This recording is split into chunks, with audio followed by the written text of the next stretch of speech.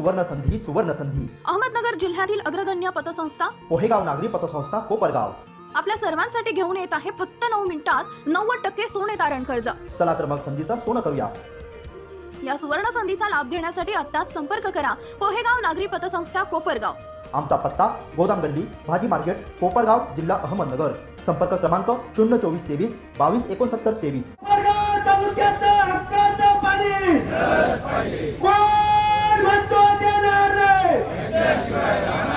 अहमदनगर व नाशिक जिल्ह्यात गोदावरी कालव्यांच्या लाभक्षेत्रात तीव्र दुष्काळी परिस्थिती असतानाही समन्यायी पाणी वाटप कायद्यानुसार ऊर्ध्व गोदावरी खोऱ्यातील मुळा, प्रवरा, गंगापूर व दारणा धरण समूहातून 8.5 TMC पाणी सोडण्याचा निर्णय जलसंपदा विभागाने घेतला आहे। हे संपूर्ण पाणी जायकवाडी धरणात पोहोचणार नाही।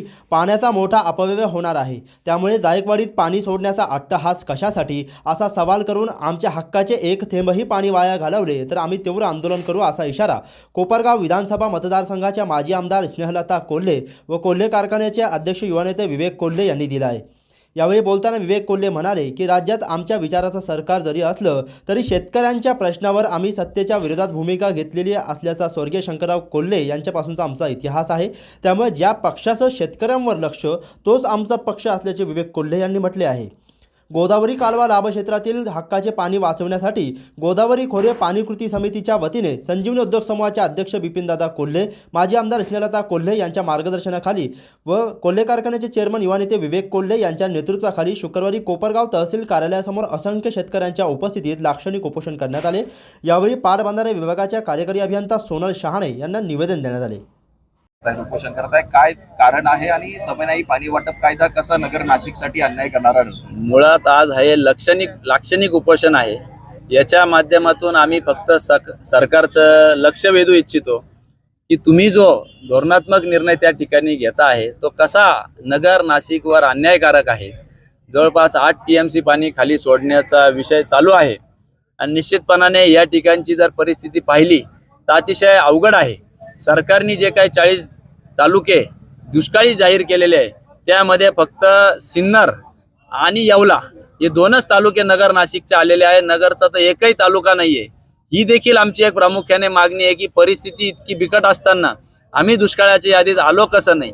आणि जर 2 तालुके आहे दुष्काळामध्ये तर मग आमचं वरचं पाणी खाली सोडलं तर जर दुष्काळ इथं भेडसावलं तर खालून वरती पाणी आणता येत नाही। म्हणून ते पाणी सोडायची घाई करू नये। संपूर्ण अभ्यास गट मेंढीगिरी समितीचा जो फेरविचार अभ्यास गट चालू आहे त्याचा अंतिम अहवाल येऊस्तोवर पाणी सोडू नये हीच आमची सणासुदीच्या निमित्ताने या मायबाप सरकारला विनंती आहे। आपण जर बघितलं तर मराठवाड्यातले नेते सर्वपक्षीय नेते एकत्र येत आहेत आणि पाणी सोडा यासाठी कुठेतरी एकत्र आहेत आणि नगर नाशिकचे नेते मात्र कुठेतरी एकत्र दिसत नाही। मुळात खरं तर हा प्रादेशिक वाद नगर नाशिक विरुद्ध मराठवाडा हा होताच कामा नाही।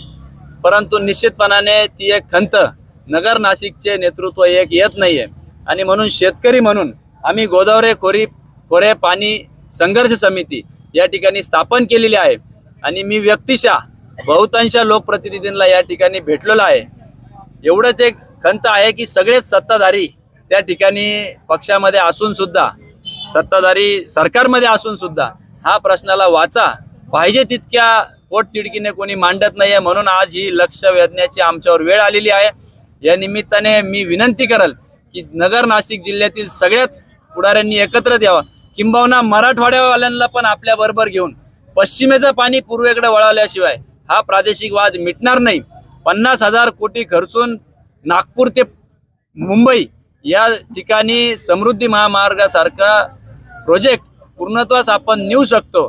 तर राजकीय इच्छाशक्ती असली तर आपण पश्चिमेचं पाणी पूर्वेकडे सुद्धा आपण नेऊ शकतो आणि हा प्रादेशिक वाद मिटू शकतो। त्याला अवघे काही 1000 कोटी रुपये लागत आहे। 30 वळण बंधारे आहे। पश्चिमेचं पाणी 390 TMC पाणी हे समुद्राला वाहून जातं। त्यातलं फक्त 25-30 TMC पाणी आलं तरी हा वाद मिटू शकतो। गोदावरी खोऱ्यामध्ये बादसा असेल, वैतरणा असेल, नारपार असेल या सगळ्या खोऱ्याचं पाणी गोदावरी खोऱ्यात जर वळवलं तर 40% इरिगेशन संपूर्ण महाराष्ट्राचं या गोदावरी खोऱ्यावर आहे। अगदी विदर्भापर्यंत हा खोऱ्याचं पाणी पोहोचतं आणि ह्या जर प्रश्न मिटवला तर निश्चितपणाने या सरकारला शेतकरी लोकांकडून आशीर्वाद मिळाल्याशिवाय राहणार नाही।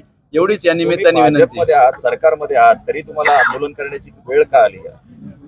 आमचा जर इतिहास पाहिला स्वर्गीय शंकरराव कोल्हे साहेबांपासून सरकारमध्ये असतानाच आमचे बहुतांश आंदोलन त्या ठिकाणी झालेले आहे, कारण की स्वाभाविकरित्या आपल्या हक्काची व्यक्ती ज्यावेळेस असती त्याच्याकडेच आपण हट्ट धरतो, आपण मायबाप सरकार म्हणतो.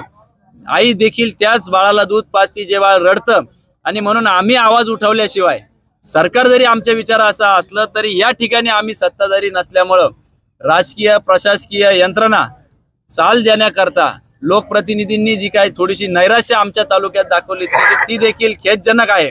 आणि यापूर्वी राजकीय जोडे बाजूला ठेवून हा तालुका संबंध महाराष्ट्र समोर एक वेगळा आदर्श घडून द्यायचा की हक्काच्या पाण्यासाठी एकत्रित रस्त्यावर उतरायचो. परंतु आज दुर्दैवाने तशी परिस्थिती दिसत नाहीये. आणि म्हणून या लाक्षणिक उपोषणाच्या माध्यमातून आम्ही सरकारला सांगू इच्छितो की सरकारी जरी आमच्या विचाराचे लोक त्या ठिकाणी असले तरी आमचा पक्ष शेतकरी हितावर शेतकऱ्यावर लक्ष जो पक्ष देईल तोच आमचा पक्ष, हेच आमचं धोरण. आणि या सणासुदीच्या निमित्ताने आमच्या शेतकऱ्यांना न्याय द्यावं हीच आमची मागणी आहे. दुष्काळाच्या परिस्थितीत इथून पाणी जर का सोडण्याचा निर्णय झाला तर तो दुर्दैवाने शेतकऱ्यांच्या हिताचा नसणार आहे. रब्बी गेलं खरीप गेलं तर काय करणार, अशी परिस्थिती म्हणजे पिण्याचंही पाणी नाही, पशुधनही नाही राहणार आणि दुर्दैवाने पुढे काहीच भविष्य दिसणार नाही अशी परिस्थिती आहे. आणि म्हणून यासाठी आपण इथे ज्या एक्झिक्युटिव्ह इंजिनियर आहे शहाणे मॅडम आहेत त्यांना त्याही सगळ्या ज्यांनी आपलं हे लाक्षणिक उपोषण केलं त्या उपोषणकर्त्यांनी जे म्हणणं मांडलं ते त्यांनी व्यवस्थितरित्या ऐकून घेतलं आणि मागण्यांचं निवेदन आम्ही त्यांना आणि तहसीलदार साहेबांना दिलेलं आहे. आणि म्हणून शासनाने याचा फेरविचार करावा. सरकारकडे याबद्दल आपण पाठपुरावा काही केला आहे का? हो, पाठपुरावा सरकारकडे केलेला आहे, कारण मुळात कायदाच अन्यायी आहे आणि दर 5 वर्षांनी खरं तर कायद्यावर विचार व्हायला पाहिजे, परंतु तसं न होता त्याच कायद्याच्या हिशोबाने चाललेला आहे. आणि त्याच्यामुळं म्हणजे जायकवाडीतला साठा किती, मृत साठा किती, बॅकवॉटरचं पाणी कशा पद्धतीने वाया चाललं त्याचा हिशोब नाही. आणि असं असताना इथे सगळे शेतकरी जर का त्यांना काही पुढे चित्रच दिसेना, पाऊस नाही पाणी नाही, मागचं पीक गेलं पुढचंही पीक जाणार, तर खूप एक हवालदिल झालेले आहे सगळे शेतकरी. आणि म्हणून खऱ्या अर्थाने हे हा जो कालबाह्य झालेला मेंढीगिरी समितीचा अहवाल आहे याच्यावर पुन्हा एकदा अभ्यासगट नेमण्यात यावा आणि मृत साठा जो जायकवाडीत आहे 5 TMCचा त्याचाच उपयोग करावा दुष्काळ परिस्थिती म्हणून, असं आमची आग्रही मागणी आहे. आणि बाकी कॅनॉल दुरुस्ती वगैरे ह्याचा सुद्धा विचार करावा असं मी मॅडमशी बोलले. आपण जर बघितलं तर मराठवाड्यामध्ये अनेक लोकप्रतिनिधी जवळपास 40 पेक्षा जास्त लोकप्रतिनिधी एकत्र येऊन हक्काच्या पाण्यासाठी ते लढा उभारत आहे. मात्र तीच एकजूट आपल्या नगर नाशिकमध्ये दिसून येत नाही. त्याकडे कसं बघताय? नगर नाशिकमध्ये एकजुटीच व्हायलाच पाहिजे. पाण्याचा प्रश्न हा जिव्हाळ्याचा प्रश्न आहे. नाशिक भागात बागा आहे, इकडे आपल्याकडं सगळे शेतकरी आहे, ऊस घेणारे, ऊसावर कारखाने अवलंबून आहे आणि कारखान्यावर सगळी बाजारपेठ अवलंबून आहे. सगळा हा बळीराजा पोशिंदा हा जगला पाहिजे. त्यासाठी एकोपा किती महत्वाचा आहे आणि एकीचं बळ काय असतं हे मनोज जरांगेंनी मराठा आरक्षणातून दाखवून दिलेलं आहे. आणि त्याच्यामुळे खऱ्या अर्थाने गोदावरी खोऱ्याच्या जे काही जेवढे नाशिक असेल नगर जिल्हा असेल यातील जे लोकप्रतिनिधी आहे यांनी एकत्र येऊन या विषयीचा लढा एकोप्याने लढला पाहिजे, तरच खऱ्या अर्थाने न्याय मिळेल असं मला वाटतं. एक पाणी संघर्ष सुरूच आहे. अशामध्ये 30 ऑक्टोबरच्या आतमध्ये कालवा सल्लागार समितीची बैठक होणं अपेक्षित होतं, परंतु अद्याप ती देखील झालेली नाही. हा प्रश्न आपण आमदारांना विचारला तर जास्ती बरं होईल. मागच्याच रोटेशनचा खेळ खंडोबा झाला हे मी त्याही वेळी बोलले होते. बैल गेला झोपा केला, पीक हातातून गेल्यानंतर रोटेशन आलं, त्याचा काही एक उपयोग शेतकऱ्यांना झाला नाही. आणि असं जवळजवळ अनेक दिवसांपासून चालू आहे. आणि म्हणून खऱ्या अर्थाने शेतकरी प्रचंड अहवाल दिला आहे. शेवटी जल है तो कल है आणि नुसतं शेतीलाच नाही पिण्याच्या पाण्याचा प्रश्न गंभीर होणार आहे भविष्यात. म्हणून लोकप्रतिनिधींनी जागं व्हावं, झोपेचंही सोंग घेऊ नये, झोपेतही राहू नये असं माझं म्हणणं. खऱ्या अर्थाने आपण जर बघितलं तर खरीप पूर्ण वाया गेलेलं आहे, परंतु कोपरगावचं नाव दुष्काळाच्या यादीमध्ये नाहीये. कसं बघताय? आपण देखील सत्तेमध्ये आहात, आपण काही केलं की यासाठी प्रयत्न? दुष्काळाच्या यादीत कोपरगाव का नाही हाच आम्ही आता सगळ्या शेतकऱ्यांना सुद्धा प्रश्न विचारला. जर का पाऊसच झालेला नाही तर मग कोपरगावचं दुष्काळात नाव का नाही हाही प्रश्न आपण आमदारांना विचारला तर बरं होईल. ते मागच्या 2.5 वर्षात सत्तेतच होते आणि पुढेही ते सत्तेतच आहे.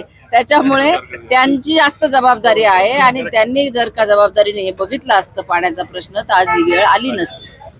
नाही, आज ही जी गोदावरी खोरे पाणी कृती समितीच्या अनुषंगाने हे जे लाक्षणिक उपोषण झालं त्याच्यामध्ये ताईंनी मला जे काही सगळ्यांच्या वतीने जे निवेदन दिलेलं आहे त्याचं निश्चितच मी माझ्या वरिष्ठ स्तरावर याचं पत्रव्यवहार करेल आणि याची पूर्णपणे जाण आणि सगळ्या लोकांचं जे काही म्हणणं आहे वरिष्ठ स्तरावर योग्य रीतीने मांडेल. आणि याच्यातनं जे आपलं विशेष होतं की मेंढीगिरी समितीचा रिव्ह्यू होणं, त्याबाबत शासनाने समिती गठीत केलेली आहे, त्याचा अभ्यास चालू आहे आणि लवकरच त्याचं जे काही आहे ते शासनाकडे रिपोर्ट सादर करण्यात येईल.